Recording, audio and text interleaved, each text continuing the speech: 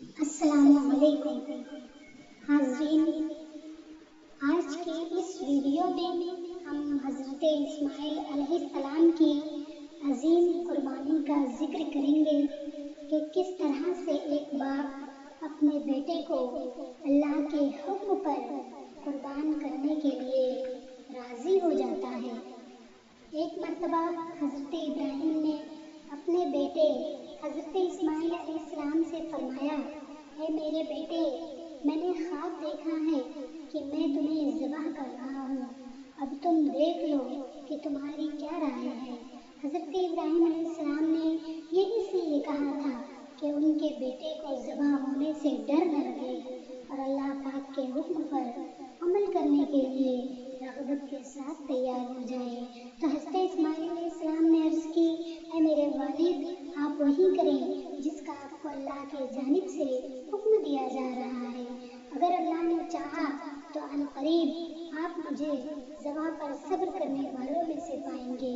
جب حضرت ابراہیم علیہ السلام اپنے بیٹے کو ذبح کرنے چلے تو شیطان ایک مرد کی شکل میں حضرت حاجرہ رضی اللہ عنہا کے پاس آیا اور کہنے لگا، کیا آپ جانتی ہیں کہ حضرت ابراہیم علیہ السلام آپ کے صاحبزادے کو لے کر کہاں گئے ہیں؟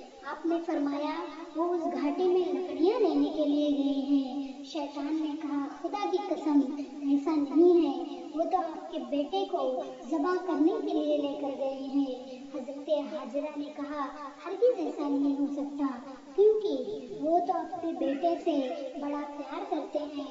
شیطان نے کہا، ان کا گمان ہے کہ اللہ پاک نے اس بات کا حکم دیا ہے۔ حضرت حاجرہ رضی اللہ تعالی عنہا نے فرمایا، اگر انہیں اللہ پاک نے حکم دیا ہے تو پھر اس سے اچھی اور کیا بات ہو سکتی ہے کہ وہ اپنے رب کے حکم پر عمل کریں۔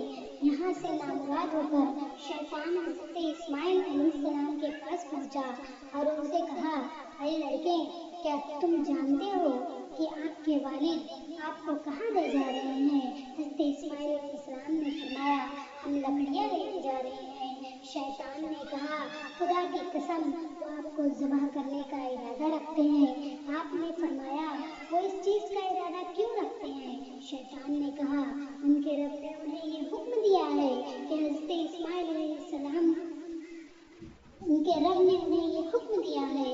حضرت اسماعیل علیہ السلام نے فرمایا، پھر تو انہیں اپنے رب کے حکم پر عمل کرنا چاہیے۔ پھر شیطان وہاں سے حضرت ابراہیم کے پاس پہنچا اور کہنے لگا، اے شیخ، آپ کہاں جا رہے ہیں؟ حضرت ابراہیم علیہ السلام نے فرمایا، اس گھاٹی میں کسی کام سے جا رہا ہوں۔ شیطان نے کہا، اللہ کی قسم، میں سمجھتا ہوں کہ شیطان آپ کے خواب میں آیا اور اس نے آپ کو اپنا بیٹا ذبح کرنے کا حکم دیا ہے۔ اس کی بات سن کر حضرت ابراہیم نے اسے پہچان لیا اور فرمایا، اے دشمن خدا، مجھ سے دور ہٹ جا، خدا کی قسم، میں اپنے رب کے حکم کو ضرور پورا کروں گا۔ یہاں سے بھی شیطان ناکام نامراد لوٹا۔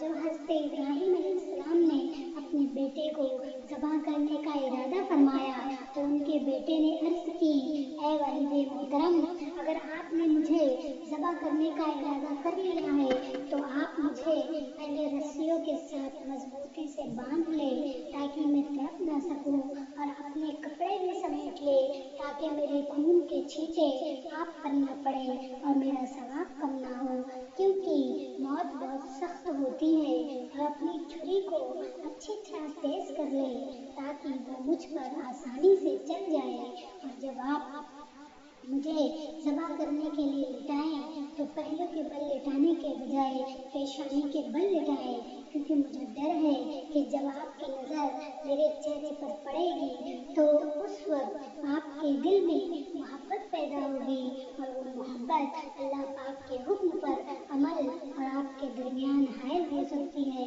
اگر آپ مناسب سمجھے تو میری قمیض میری ماں کو دے دے تاکہ انہیں تسلی ہو اور انہیں صبر آ جائے۔ حضرت ابراہیم نے فرمایا، اے میرے بیٹے، تو حکم الہی پر عمل کرنے میں میرے کتنے اچھے مددگار ثابت ہو رہے ہو۔